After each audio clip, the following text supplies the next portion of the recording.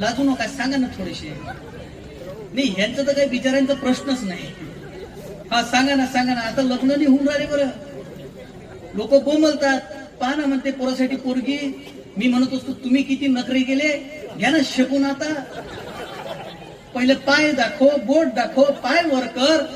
पाय असा आहे का, हे बोट लंब आहे का, ते बोट आखूड आहे का, चालून दाखव, उभी राहून दाखव. बरोबर ना. असे असे नखरे केले, असे असे नखरे केले. 500 रुपये हुंड्यासाठी लग्न मोडले हो, 500 रुपयासाठी. आता बोंबलून राहिले.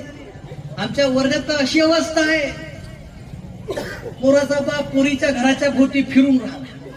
पोराच्या घरी वावर 10 एकर प्रायव्हेट नोकरी आहे आणि पोरगी 12वा वर्ग पास आहे. पोरीचा बाप टाईट उभा आहे.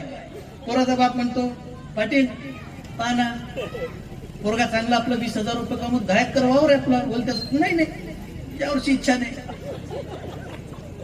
सरकारी असेल तर बोल, राहणं अमरावतीत असेल तर बोला.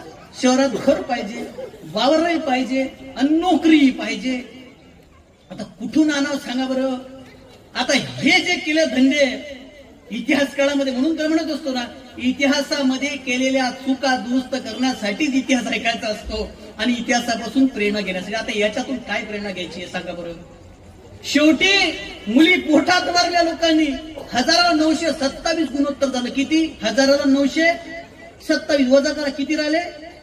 73. राहू द्या तसेच पडून गावात.